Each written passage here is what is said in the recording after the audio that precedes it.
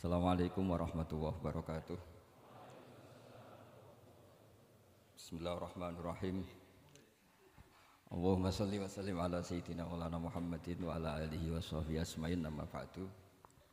Sedanten keluarga besar Peloso ingkang sangat kula hormati. Utamanipun Kiai Haji Zainuddin Jazuli, Kiai Haji Nurul Huda, Kiai Haji Fuad Ningbat. Ini wonten Gus-Gus, wonten Gus Taif, Gus Fahim, Gus Makmun, wonten Mbah Kawula Gus Kausar. Ini yang saya agak kecewa itu moderatornya itu berusaha guyon karena takut tak suruh baca Fathul Wahab. Jadi guyon itu ada dua, guyon yang memang sudah selesai seriusnya. Saya pernah diceritain Mbah Mun, kata Mbah Mun, Kiai maca kitab guyon dikritik. Maca kitab kok guyon, terus kata Mbah Mun membela diri. Mergo macane wis iso, mulane iso guyon. Nak ra iso wis runtusen sik. Anda baca kitab ndak bisa, itu bisa guyon apa ndak? Ndak bisa, roh kitab wis meriang. Jadi orang guyon itu bukti alim. Tapi ada juga guyon yang menghindari ngomong serius kayak moderator itu. Jadi ini masalah ya. Terus kecewa saya kedua, saya itu ngira Santri Proso itu katanya terkenal khusyuk-khusyuk, adabnya bagus. Ternyata ada percontohan yang enggak bagus. Di depan para gus-gusnya guyon. Jadi ini kekecewaan saya yang kedua. Nanti saya lebih kecewa lagi, ternyata yang khataman Fathul Wahab itu tidak paham Fathul Wahab. Itu lebih kecewa, tak bawa sampai mati itu nanti. Itu kecewa itu tak. Nah begini sebagaimana makalah yang saya bikin, karena tadi moderator sudah guyon, saya berusaha ngendikan serius. Karena memang fikih itu harus dikaji secara serius, meskipun dengan pikiran yang ceria, yang riang. Saya itu di Jogja itu lama sekali dan tetap sebagai rujukan. Karena saya spesialis sering ngendikan fikih. Saya dulu musyawarah ya seperti urutan di Peloso, mulai takrib, mu'in, tapi di sana langsung mahalli. Karena Fathul Wahab gak diajarkan di sawir, di musyawarah. Tapi saya pernah ngaji Mbah Mun Fathul Wahab. Dan beliau sering berpesan, nak kanggo masyarakat ojo wahab repot, nganggo mahalli saja. Mahalli itu kan Rohibin itu yang mensarai minhajud thalibin. Ini bukti bahwa saya ini alim betul, bukan guyon dari tidak alim itu. Jadi ini bedanya saya dengan moderator. Nanti kalau nggak percaya diuji di sini di depan.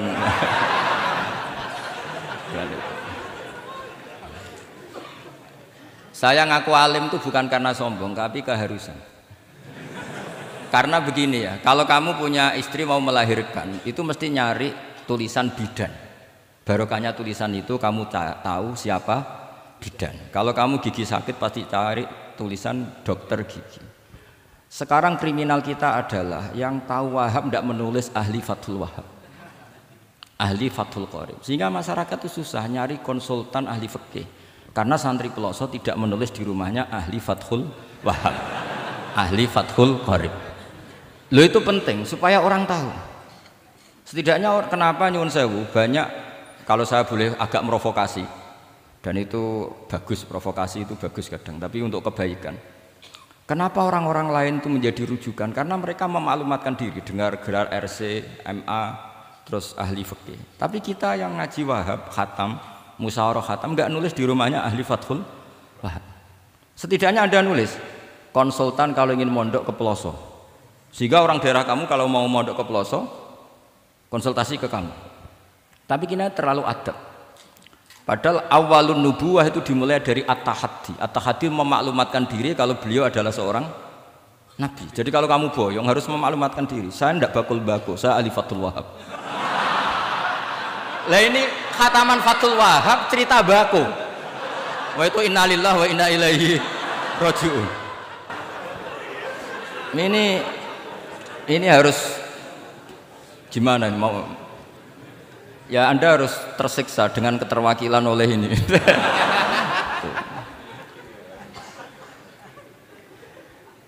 Saya ini baca kitab banyak sekali, termasuk kitab Ithaf. Ketika beliau mensarai Ihya, itu cerita kitab yang saya baca fil fikhi itu dihitung mulai mazhab Syafi'i sampai Hanafi semuanya. Saya baca kitab tasawuf ini. Jadi memaklumatkan diri. Awal dari nubuah itu memaklumatkan diri. Sehingga orang gampang nyari. Kalau orang bisa nyari bidan, nyari dokter gigi karena tulisan. Kenapa orang kesulitan nyari ahli Fathul Qarib? Kalau kamu ahli konflik tulis saja, konsultan spesial cerai karena pengalaman pernah cerai, tulis saja. Kalau ahli jomblo tulis saja, ahli perjodohan. Supaya orang tahu keahlian kamu di mana. Saya di Jogja memaklumatkan diri, saya bisa baca Wahab, saya bisa baca Bukhari, saya bisa. Bukan dalam konteks sombong, karena kebutuhan umat yang ingin tatap bu'u asari Rasulullah, mencari-cari asari Rasulullah itu terpenuhi. Itu dengan ngaji orang yang ahli. Tunjukkan kalau baca kamu benar dan sebagai solusi umat. Umat ini punya problem banyak dan kamu mengajar dengan manhaj yang jadi solusi, yang jadi solutif, yang bisa jadi jalan keluar. Tapi kita enggak. Santri itu banyak keluar dari pondok, tapi karena miskin, sudah dari mbahnya bapaknya memang sudah miskin ya. Terus atas nama humul, atas nama ikhlas, terus sering menyembunyikan diri. Menyembunyikan diri, pura-pura ada alim, memang sebetulnya ada alim juga kadang itu. Akhirnya terus orang sampai nggak tahu kalau itu alumni pondok. Tapi ketika ada orang konsultasi sama pihak lain, mereka tersinggung karena kok nggak ke dia. Mau ke dia gimana? Nggak ada tulisannya, nggak ada potongannya. Malah tadi cerita mbako segala itu kan apa ya? Nah, saya ingin kembali lagi.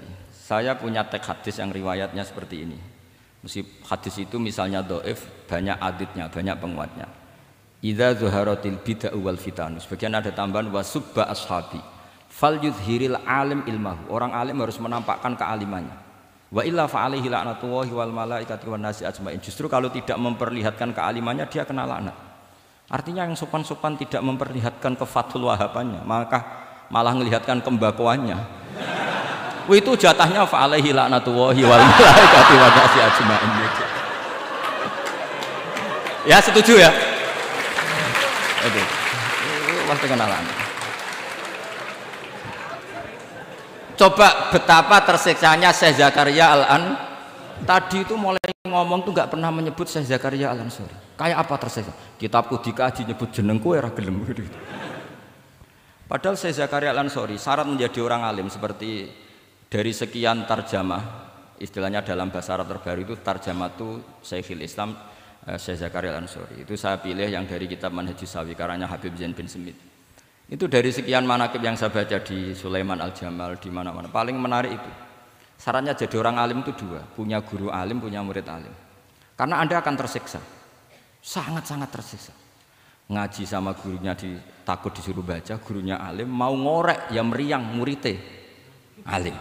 Itu yang dialami Syekh Zakaria Al-Ansori. Sehingga beliau ngendikan duqiqtu baina hajaro ini. Saya ini ditempa dua batu, cara Jawa digebek dua batu. Mau ngaji ya takut karena gurunya alim alamah yaitu pengarang Fathul Bari Ibnu Hajar Al-Asqalani. Mau mulang ya meriang mergo di murid alim alamah jenenge Ibnu Hajar Al-Haytham. Dadi aku sampai ngaji ya persiapan, sampai mulang ya persiapan. Kayak apa susahnya jadi Syekh Zakaria Al-Ansori, mau ngaji setoran ya persiapan, mau ngajar persiapan. Makanya kata Mbah Mun, syarat utama ulama itu harus punya murid alim. Saya pernah didhawuhi Mbah Mun, aku muga gak di anak Gus Najih itu Gus Najih. Saya juga izin dadi kiai. Karena syaratnya dadi kiai itu anak alim di murid alim. Izin enggak dadi kiai ra sukses juga tak perlu. Makanya saya ketika kecelok alim itu senangnya bukan main beliau. Karena terpenuhi status tadi. Nah ini kalau khataman Fathul Wahab terus bakas-bako ini. Ini roh Kiai Jazuli tersiksa ini gimana? Ini gimana ini sini? Kalau ukurannya kan gampang, moderator kan dipilih yang paling baik. Setidaknya ngomongnya lah. Kalau tidak ilmunya ya ngomongnya. Terus Anda terwakili oleh orang yang enggak jelas. Enggak, saya gojlok ini enggak dosa. Karena kalau betul saya ini dosa karena ngerasani orang, berarti jadi kafarah dosanya dia. Soal saya kan amalnya sudah banyak, aman lah. Aman, jadi nanti jadi kalau jatah hasanah saya harus diminta dia, tak kasih aja. Gampang. Masih surplus banyak. Ya masih surplus, masih banyak. Kan orang itu kalau baca Quran satu huruf itu dapat 10 kebaikan. Saya ini hafal Quran, sudah agak terhitung itu sudah. Itu untuk kamu tak saati satu huruf cukup nanti kalau kalau nanti nuntut di akhirat itu tak kasih satu huruf itu cukup. Ya nggak apa-apa, nanti silahkan nuntut nanti di apa akhirat. Tapi kamu lebih saya tuntut. Kamu itu siapa kok nyuruh saya di sini itu? Dosanya lebih besar lagi itu. Saya teruskan ya, saya cerita yang serius. Syarat jadi orang alim itu punya guru alim, punya murid alim. Karena sebagian dari ilmu itu bukan ditempa guru tapi ditempa murid. Imam Fathul Bari, Shahibu Fathul Bari yaitu Syekh Ibnu Hajar Al-Asqalani. Itu beliau sangat mencintai Nabi Musa justru karena dengan tanda kutip protesnya. Jadi ketika Nabi Musa diajari Nabi Khidir dari awal sudah ngendikan innaka inni ala ilmin, atau innaka dulu ya gak apa-apa, dibalik-balik gak apa-apa karena semua kitab kadang riwayat bil makna.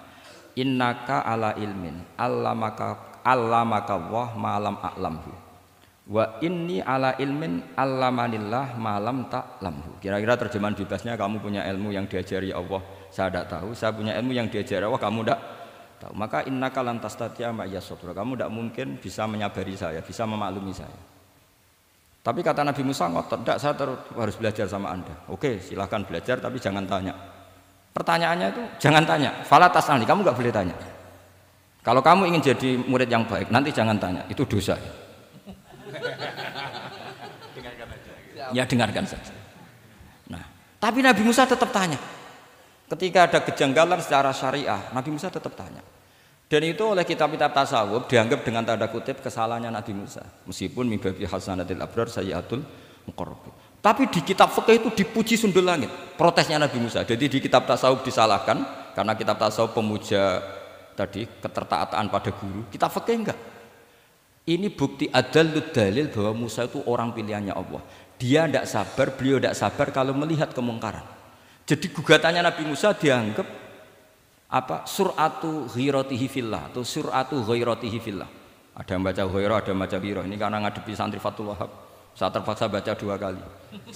Siji ben ketok alime, nomor loro nak kowe ra iso tak warai, nak maca. Karena dalam kiro asap ya mesti gitu, kalau nggak doikin jadikin. Karena yang satu cara berpikir masdar itu aslul mustaqot, maka nggak perlu kena harokat munasabah. Jadi saro yasiru sairon, tidak perlu siron. Faza yafuzu fauzan, tidak perlu fuzan karena masdar aslul mustaqot. Jadi tidak perlu kompromi dengan harokatul munasabah. Tapi orang Arab tetap bilang dikul maisha. Apa? Tetap bilang dikul maisha. Tapi kiroah kita fala takufi doikin, bukan pakai apa? Dikin. Ya, makanya kemungkinannya 2. Saya baca 2 kali ben ketok alime. Karena saya ini menghormati sampean. Mosok ngundang wong ra alim kan sini-sini wong. Nomor 2 anak kowe ra iso tak warai. Kalau bacanya itu 2. Jadi andai kan saya ngajar di Pondok Pelosok, saya baca mesti 2 kali. Wayah sibu zaidun kada, wayah sabu zaidun kada. Karena dalam qiraat sab'a ada yang baca yahsibu, qiraat kita baca yahsabu. Tapi guru-guru kita kalau ngajar fikih itu bacanya yahsibu. Tapi kalau baca Quran yahsabu. Ya kan Quran kita kan ayah sabu Allah yaqdiru alaihi ahad, bukan dibaca ayah sibu. Saya teruskan. Jadi syarat jadi orang alim itu harus punya guru alim dan murid alim. Imam Fathul Bari ketika menganalisis Nabi Musa itu beliau memuja Nabi Musa. Ini bukti ghirahnya Nabi Musa yang luar biasa. Beliau paling tersinggung kalau untuhikat hurumatullah. Orang sudah ditolong kok gak matur nuwun malah merusak perahunya. Jadi itu secara syariat itu mungkar. Kalau mungkar ya harus diprotes. Artinya itu sifatu madhin. Protesnya Nabi Musa itu sifatu madhin, bukan sifatu dhammin. Itu Ibnu Hajar Al-Asqalani, gurunya Syekh Zakaria Ansari. Ketika orang tasawuf nganggep yang dilakukan Musa itu agak-agak mazmum karena protes sama guru. Pertanyaan saya ke anak-anak Fathul Wahab, kamu milih siapa? Milih partainya Ibnu Hajar Al-Asqalani apa milih partainya orang tasawuf? Selama ini roh potongan ini sampean milih sing tasawuf. Karena sampean dengan ilmu pas-pasan ini nggak suka kalau ada murid tanya. Mboten ngaku mawon. Tapi karena tadi logika syariatnya kata Ibnu Hajar Al-Asqalani, Musa itu kalimullah termasuk ulul azmi, sementara Khidir hanya seorang nabi. Apa yang dilakukan Musa tentu lebih keren karena beliau seorang nabi dan rasul. Jadi jangan kira terus di situ merupakan mangkobah, satu derajat yang luar biasa bagi Nabi Khidir ngalahkan Musa, itu enggak. Tapi ini juga mangkobah bagi Musa, betapa enggak sabarnya beliau ketika untuhikat hurumatullah. Dan itu Ibnu Hajar Al-Asqalani dalam bingkai itu.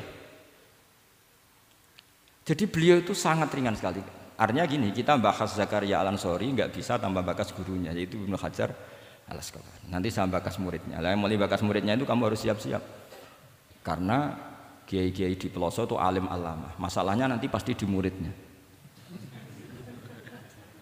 Saya Zakaria Al-Ansori aman karena punya murid Ibnu Hajar Al-Haytami. Ibnu Hajar Al-Haytami aman karena punya murid Zainuddin Al-Malibari yang ngarang ya, mulai jenengan ini. Jadi masalah bukan pada gurunya, tapi pada siapa? Muridnya. Terus Ibnu Hajar Al-Asqalani itu orang yang luar biasa. Saya pengagum beliau karena saya kalau baca Bukhari pakai pertolongan sarah beliau yaitu Fathul Bari. Itu beliau kalau protes, sukanya memang protes. Beliau itu nakot itu ahli kritik, ahli protes. Beliau termasuk sering kritik Imam Nawawi, kritik orang-orang sebelumnya. Tapi ya dalam konteks kebaikan. Imam Nawawi itu punya sarah namanya Sarhu Muslim Lin Nawawi. Terus beliau punya kitab fikih Minhajut Thalibin yang disadur oleh Syekh Zakaria dari Manhajut Thulab. Yang satu pakai Minhajut Thalibin jamak mudzakkar salim, yang satu pakai Manhajut Thulab pakai jamak taksir. Kitab Minhajut Thalibin sendiri dari kitab Muharrar karangan Imam Rafi'i, terpaut sekitar 3 orang sampai ke Imam Rafi'i dari Imam Nawawi. Imam Rafi'i ngarang itu dari Al-Wasid, Al-Basid dan Al-Wajiz karangan Imam Ghazali. Dan itu saya punya. Kitab indukannya Imam Ghazali Nihayatul Matlab fi Dirayatil Mazhab saya juga punya, karangannya Imam siapa? Haromen. Terus sampai Mukhtasarul Muzani. Saya tadi sempat bawa kitab Mukhtasarul Muzani. Bareng ngerti ini kok jadi pengajian umum lemes ya. Waduh, mau nyalahkan Gus Kausar Mbah nggak berani. Tapi saya tadi matur sama Gus Kevin, Gus ini kok jadi pengajian umum, nggak tahu. Sebenarnya saya ingin anak Wahab saja terus tak marahin terus pulang.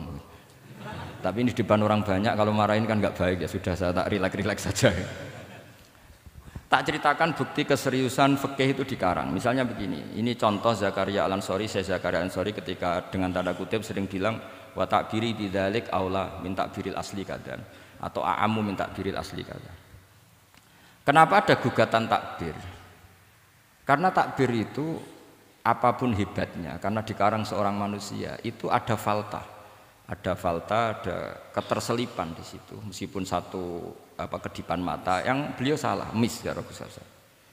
Misalnya begini, definisi sholat ya, kita kan sering dengar sholat itu apa? Umumnya orang kan aqwalun wa af'alun, muftatahatun bitakbir, muftatamatun bitaslim. Pertanyaannya, definisi itu tidak jamek mana? Karena hunaka sholatun la qawla fiha wa la fi'la, yaitu sholatuman ajrus sholata biqalbi. Kalau sholat itu adalah harus ada akwal, yaitu kayak baca Fatihah dan syahadat di tasyahud sani, harus detail, sama nggak boleh nyontohkan kayak tasyahud di tahiyat ula, itu kan hukumnya sunat. Kalau kamu nggak bakul-bakul harus tahu kayak tasyahud di tahiyat saniyah, atau karena yang tasyahud awal sunat. Ada akwal kayak Fatihah tasyahud fit tahiyatis saniyah. Terus ada af'al. Tapi pertanyaannya, hunaka sholatun la qawla fiha wa la fi'la, yaitu sholatu man ajra sholata biqalbi. Maka perlu ditambah walau hukman, meskipun akwal dan af'al itu hanya secara hukum. Karena kalau hanya itu tidak jamek manek kalau dalam bahasa mantek, atau tidak mutarid akis, tidak memasukkan semua fardun min afrodil mu'arraf. Jadi kula ngetok nang alim demi ngergani sampean supaya ketok nak sumber utang ora salah. Mau salahnya ngatur kiai itu ya agak salah, itu agak salah betul. Saya itu juga agak gimana. Besok itu saya diminta Gus Reza ngisi sama Gus Reza. Gus Reza itu cucunya Mbah Karim. Mbah Mun dulu ngaji Mbah Karim. Jadi orang kok kayaknya manfaatkan saya sak karepe dhewe gitu, karena saya ini mangkalah tua terus ini. Padahal saya kalau mau angkuh ya, kalau saya boleh sombong, itu buyut saya ketujuh itu namanya Mbah Soleh bin Asnawi Sepuh, itu gurunya Mbah Soleh Darat. Mbah Soleh Darat gurunya Mbah Hasim, tapi angkuh kan haram, jadi ya sudahlah pakai tawaduk saja. Sebenarnya kalau saya boleh angkuh tuh. Kalau sampean malah lebih bisa angkuh lagi, ketemu di Nabi Adam. Lebih. Putu Nabi. Saya ulang lagi. Kalau kamu mengkaji Wahhab secara serius, itu kajilah seperti saya ini. Bahwa hukum itu harus dibenturkan dengan fardul masalah, dengan pengandian masalah. Misalnya begini, kalau ada hewan ketabrak truk, jago, tentu kita diskusi hanya ayam jago, karena kalau ayam kecil kan gak eman, kelepek-kelepek meh mati. Cara pikirannya sampean ini yang anak-anak Fatul Wahab itu boleh disembelih apa enggak? Tanpa disembelih pun pasti 1 menit lagi mati, atau setengah menit lagi mati.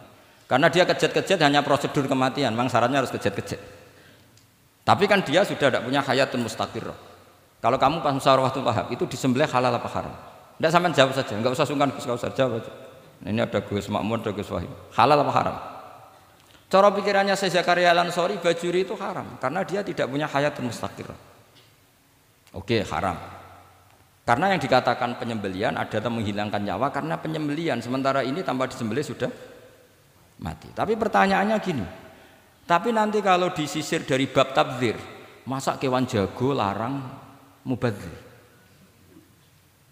Maka menurut mazhab Imam Malik, pokoknya keceluk di nyawa. Angger keceluk di nyawa disembelih ya halal karena jenenge nyembelih hewan yang masih hidup. Senajan tau wis kejet. Kamu milih mazhab Maliki apa Syafi'i? Ini ayam jago loh, bukan ayam kecil. Karena kalau yang kecil kan ikhlas. Itu kan seperti kepiting, banyak kiai ngaramkan kepiting. Yang keberatan banyak karena kepiting besar. Tapi ketika yuyu diharamkan, nggak apa-apa, kecil saja. Padahal ilatul hukmi sama. Kira-kira kepiting sama yuyu, tahu sama yuyu? Itu kehidupannya sama nggak? Gaya hidupnya sama apa enggak? Sama. Tapi ketika kepiting itu ada perdebatan. Yang setuju halal banyak karena iman rasanya. Tapi ketika yuyu dikatakan haram, ada nggak yang protes? Tidak ada. Ikhlas semua kayak gitu. Ini ahli fikih apa ahli nafsu gitu.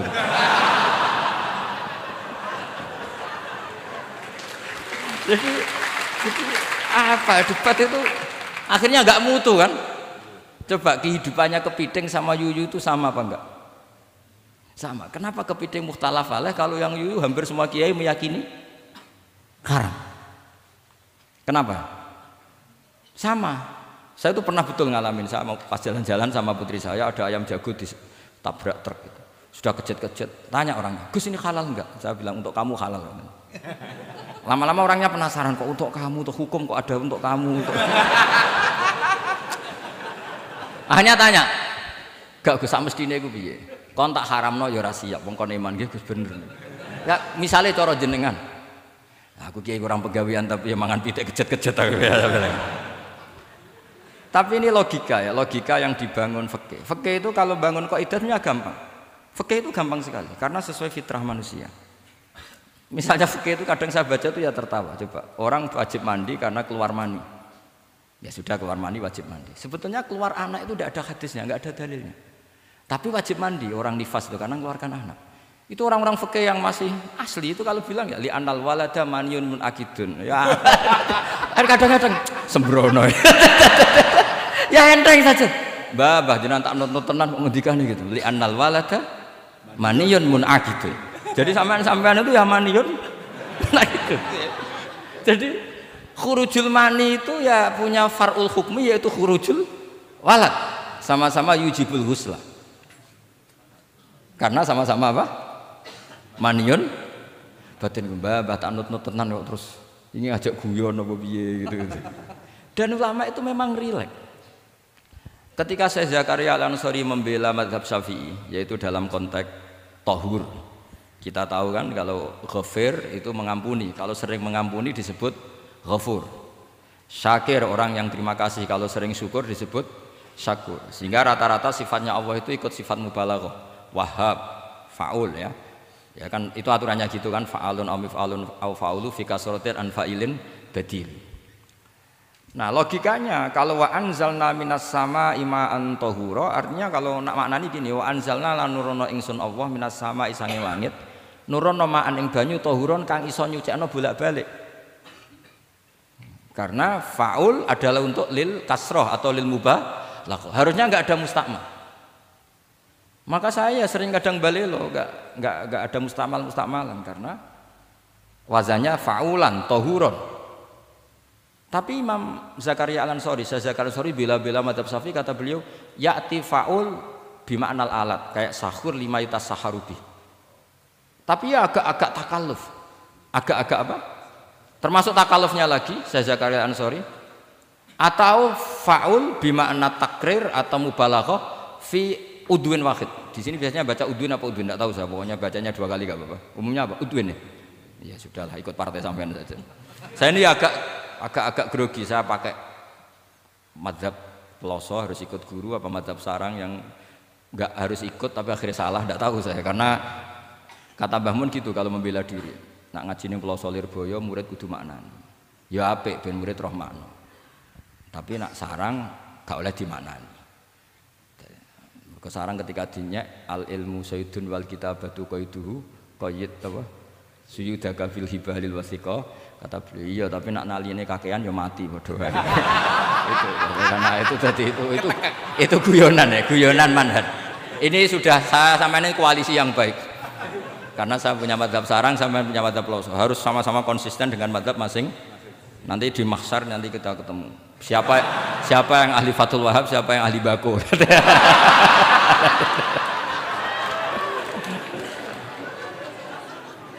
Nah, pikirannya Fathul Wahab kalau sampean khatam betul itu untuk takrir tapi fi udwin wahid, yaitu air yang sudah mensucikan ini misalnya masih bisa mensucikan ini, yang bisa mensucikan asal masih fi udwin wahid. Ya sudah, di situ saja takrirnya atau mubalaghahnya di situ, bukan ke anggota yang lain. Oke, itu meskipun agak, tapi Imam Malik dan semua ulama hampir mengatakan tohur itu ya tetap di kasrotil istimal, artinya ya sudah bisa takrirut tathir. Tapi yang bilang tathir digugat lagi, digugatnya gini, tohur itu mubalaghah dari tohir, bukan dari mutahhir. Ini kalau sampean fasul masail, sampean nggak pernah tahu fasul masail sedetail ini. Nanti diulang lagi khatamannya. Tohur itu bukan mubalaghah dari tohir, tapi dari mutahhir. Padahal bahasan kita tentang tathir, bukan tentang tuhur. Sampean mikir toh?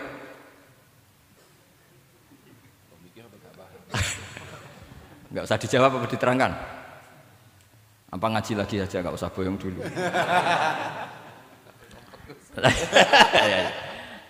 Nah, kemudian akhirnya ulama mulai mikir bahwa lama nalit tohiriyah ilah dengan fungsi tohuriyah, tidak ada gunanya disetatuskan suci kemudian tidak berakibat mensucikan, karena ini air masih murni ma'un mutlaq, kecuali kayak teh kopi berstatus suci tapi tidak mensucikan. Tentu ma'an tohuro di konteks itu adalah tohir mutahhir, karena contohnya air mutlak bukan kopi. Berarti meskipun tohur itu dari mubalaghah tohir tapi maknanya mutahhir, itu perdebatan. Akhirnya apa? Orang itu menjadi cerdas, terutama di era Ibnu Hajar Al-Haytami, karena beliau ahli fikir. Beliau itu cerdasnya Masya Allah. Tapi apapun itu, beliau tetap manusia. Kecerdasannya kadang berlebihan dalam aturan yang dipatok madzhab Syafi'i, termasuk mensyaratkan Jumatan harus orang 40. Sekarang pertanyaannya gini, sama tak beri pertanyaan, harus bisa jawab. Meskipun salah nggak apa-apa, saya butuh jawaban, nggak butuh benar, karena sudah tahu mesti agak salah itu, nggak apa-apa. Ketika ada satu kampung yang orangnya tidak sampai 40 dan mereka ingin Jumatan, menurut kamu itu harus Jumatan, apa boleh Jumatan, apa harus duhur? Apa ya Jumatan ya duhur? Masyarakat nggak mau biasanya. Tidak, harus Jumatan, boleh tidak Jumatan, apa harus duhur? Apa nggak perlu ada hukumnya, ben karepmu. Nah, di kitab-kitab I'anatul Thalibin Sayyid Abi Bakar Sato itu beliau ngendikan kamu harus tetap Jumatan meskipun jumlahnya belum 40. Karena apa? Madharat tarkil Jum'ah itu lebih ngeri ketimbang mensyaratkan 40 yang asal usul dalilnya itu tidak jelas. Imam Ahmad bin Hanbal kalau ditanya apakah Jumatan harus 40, itu ghadiban sadidan, marah besar. Lam yarid fil adat nasun, kata beliau. Enggak ada dalam adat Jumat dan nas. Imam Syafi'i itu hanya asumsi, biasanya wong 40 mesti ana waline.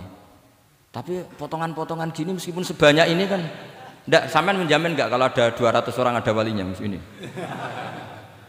Dulu itu 40 orang pasti ada walinya, sekarang mbok 1000 enggak ada jaminan ada wali. Dulu itu ada 2 wali, yang satu rokok, dikritik sama yang enggak rokok.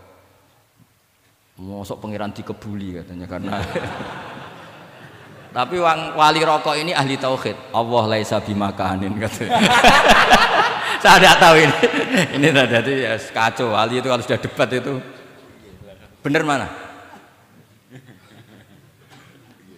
Yang satu goslo, wali kok rokokan, pangeran kok dikebuli. Yang satu bilang apa?